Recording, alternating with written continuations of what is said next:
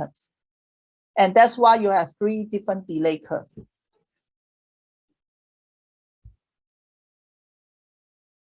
Okay, so let me move forward, right? So now let's look at this circuit. We are going to a new topic, sizing of the logic gate.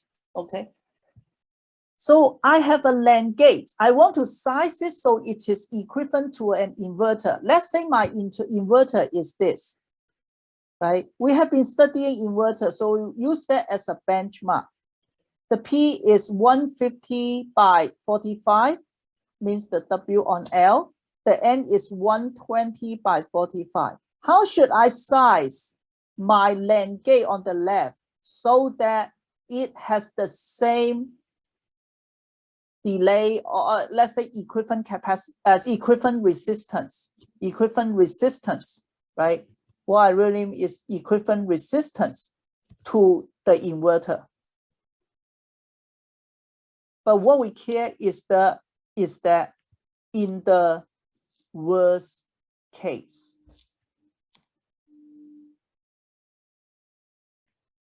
can someone tell me? How should I size the pull down network first?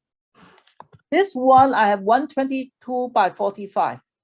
For this NAND gate, how should I size N1 and M2 so that I have the same equivalent resistance?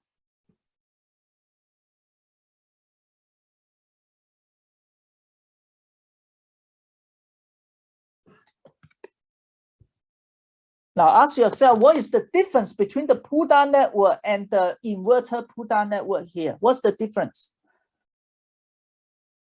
I have 2 transistors stacking on each other, right? It basically is just saying that the length is double, right? So I propose to size them with 240 by 45 and 240 by 45. Then it has the same resistance, pull down network resistance as the inverter. Do you agree, or anyone don't agree?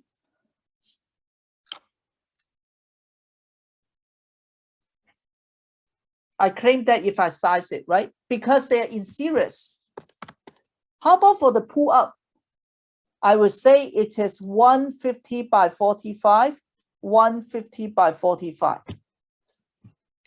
Why I don't make it 75 by 45? I have 2 in parallel, right? Why don't I save the area, make them narrower so that the resistance are the same as the inverter? Anyone has an idea why I don't do that? Right? It's unfair, right? When I'm in series, I double it. In my parallel, you don't allow me to halve it. Why is that? The capacitance? Not exactly the capacitance. We not only consider the inverter, the resistance.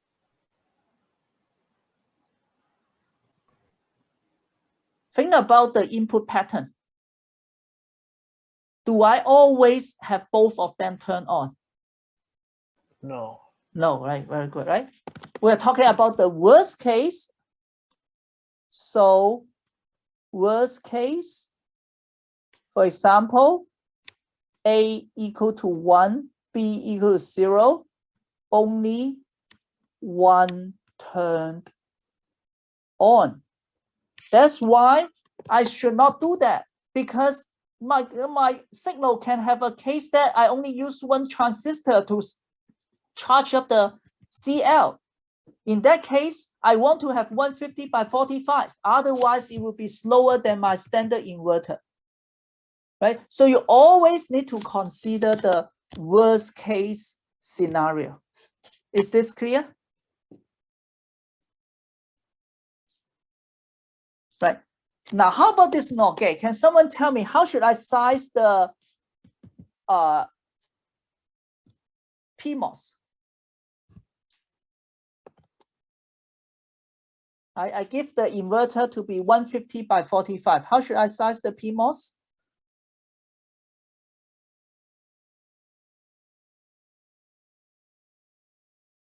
Again, what's the difference? It is in series, right? If I want to get the same resistance, what should I do? to make them the same? Should I increase the width? Or, yeah, say again. Double it? Double what? The width? The width. 300 by 40. Because it's in series. Yes, double the width, right? We usually don't change the length because this is the minimum length. You can say I half the length. That is also okay. But usually you will get into violation in the DRC. Design rule check. Okay. How about for the pull down network? How should I size it? We just keep it the same, 120. Exactly. Is everyone okay with this? This is because we want to keep the worst case scenario. There can be case that only A is turned on to discharge the capacitor. I want it to be as fast as the inverter. Okay, so that is the logic. I think it's not difficult, but you need to pay attention to, right? Now, what is the delay? Just now, you already talked about this, right? Elmore delay. We already found that we need to discharge the internal node, right? For example, if I want to discharge CL, it's not that simple. It means what? It means propagate 0 volts from ground, right? 0 volt is the source to CL, right? So this can be VDD and this is CL. Once it is turned on, I need to discharge it, right? So what should we do? Elmore's delay. Remember how to do it? I will always write down C1, C2, C3, CL. We'll have the internal node capacitance. And then find out the common path from source to destination is F, right? So C1, I have R1. C2, I share R1 plus R2. C3, I share R1 plus R2 plus R3. C4, no, a CL, it just itself, it share everything. Right, so this is the Elmore delay. Okay, so if the resistance is the same, right?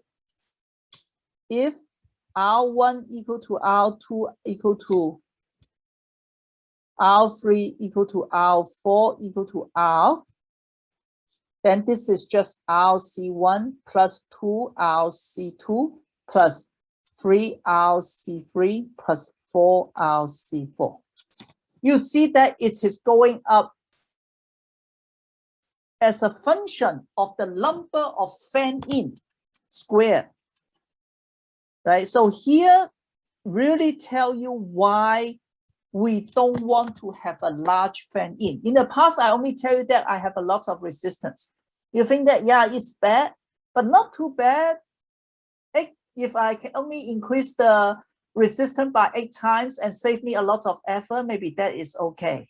But no, it can increase by 46 times because it is related to the, of course, CL and the internal nodes have some relationship, right? CL may be much larger. What I say is not completely correct, but when they are similar, then you have a big problem.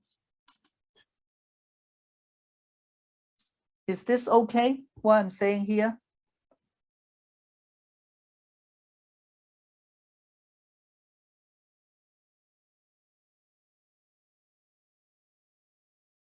Okay.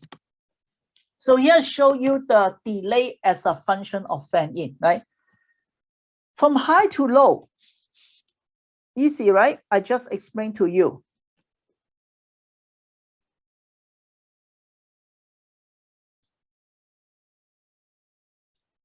Quadratically dependent on the fan-in.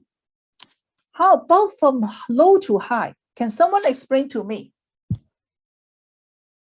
It is increasing. Why it is increasing? You know, in the worst case, I have one resistor charging. R equivalent is always equal to RP. Then why it is increasing? Someone know? Anyone know? What is delay? It's equal to 0.69 RP times C total, right? What is C total? Well, you have CL, but also you have C drain of each transistor.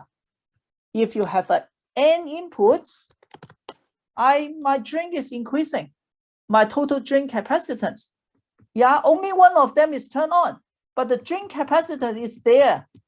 I need to charge up them. That's why it increased linearly. So these are the subtlety we need to pay attention to.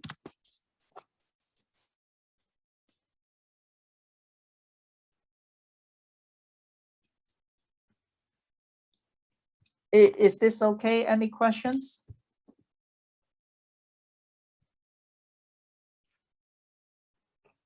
Everyone okay with this?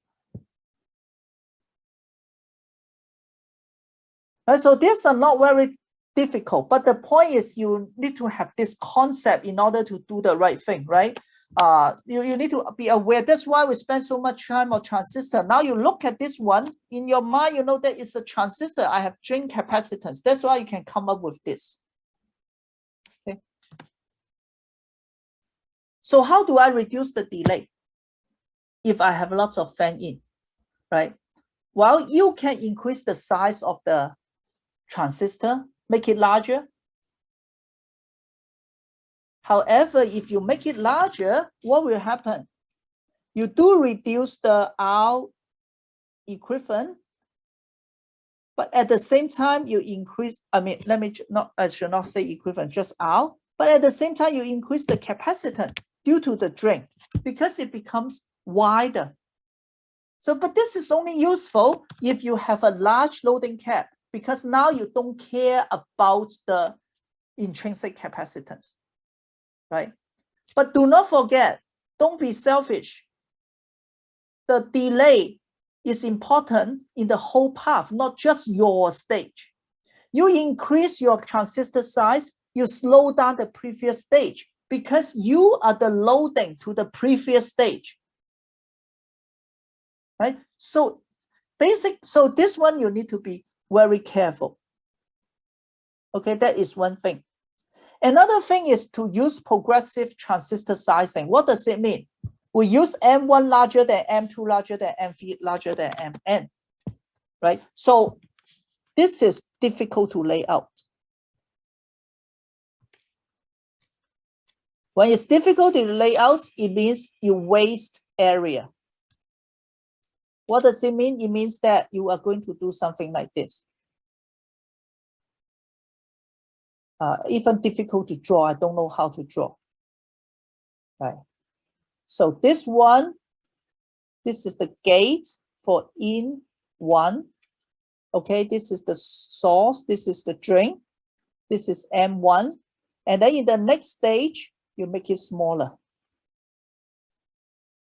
Okay, this is in 2, and this is M2, this is source, this is drain. And then the next stage, you make it even smaller, like this. So why do I want to do this? Just recall slide, this one, 12. Do you see that R1 appear in every place? R2, N-1 place. R3, 2 place, right? So recall slide 12.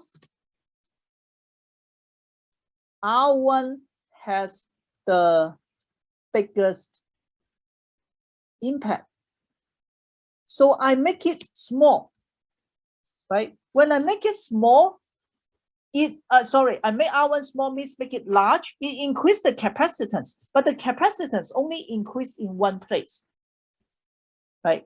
Because the total delay equal to C1 R1 plus, right, C2 R1 plus R2 right?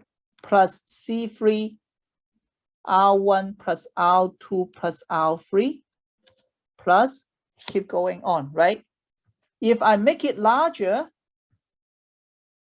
I will be multiply this by S, but divide this by S, so they are useless, they got canceled. But here I'm going to reduce by S, here going to reduce by S. So overall the delay will reduce.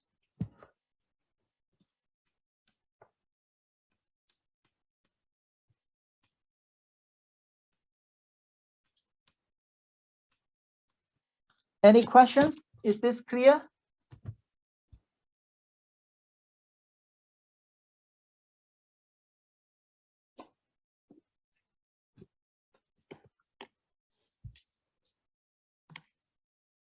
So another way to reduce the delay is to understand your pattern. I'll go back to the student who asked earlier, right? Which one should we use, right?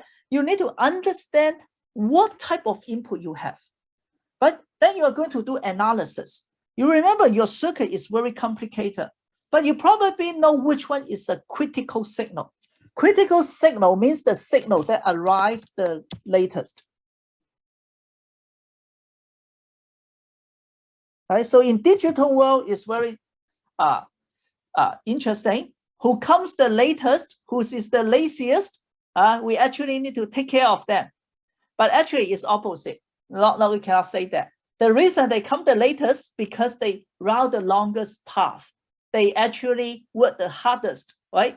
So that's why we need to take care of them, right? So what does it mean? If N1 is the critical signal, what do I want to do?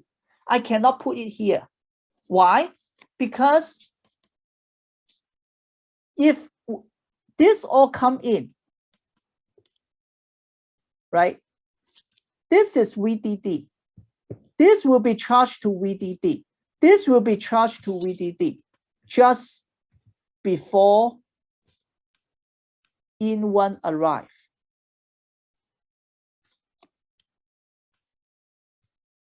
All charge to VDD. Okay, then when N1 arrive, need to discharge all. Do you see this? My goal is to discharge VDD for a logic signal. N1 3 times N1 1 times N1 2, right? This is a NAND gate. If they all 1, then I'm going to bring this to 0. But N1 come later because it come from critical path, right? It spent the most effort, most difficult path, eventually it arrives. But when it arrived, it realized that I need to discharge this capacitor, and also this capacitor because they all arrived. So as a result, they all charge to VDD. If that is the case, you rearrange it. I put N1 at the top. What will happen? N1 is still not here. This is here. This all discharged to 0 already, right? Because they are on. So when N1 arrive, only need to discharge with the CL. So definitely this is faster. Make sense to you? You see that I just rearrive the signal, then I can improve the clock speed of my circuit. Okay, or the margin. Both good. Okay. Another is logic restructuring. Instead of have a large fan in, make it has a 2-level logic. You only have 3 fan in. Remember, it can go up as the square, right? Look at this. This one has 1, 2, 3, 4, 6. N squared. So N squared equal to 36. Well, you may feel that, wow, but I only have 1 stage, right? Times 1 stage delay. This one, it becomes 3 square delay, and then plus maybe another 2 square delay. You see, it is much less. Instead of 36, I only have 9 plus 13 because the first stage is only 9, second stage is only 4. Right here, I even ignore the inverter. Okay, so by doing that, I improve a lot. Okay, any questions?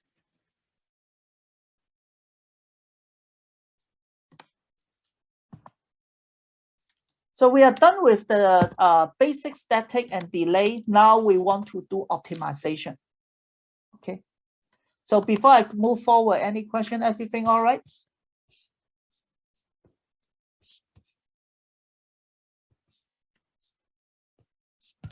Okay. Okay, so now, how do we optimize the complex logic? We learn about the inverter, right? This is inverter. We say the delay of each inverter stage is TP0 times 1 plus C external plus this divided by gamma CG. What is TP0 again? Anyone remember?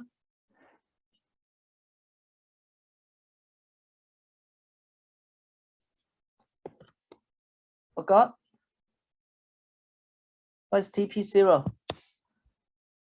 TP0 is the delay of the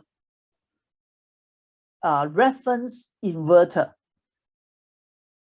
Okay, the smaller size reference inverter, which has the symmetric delay.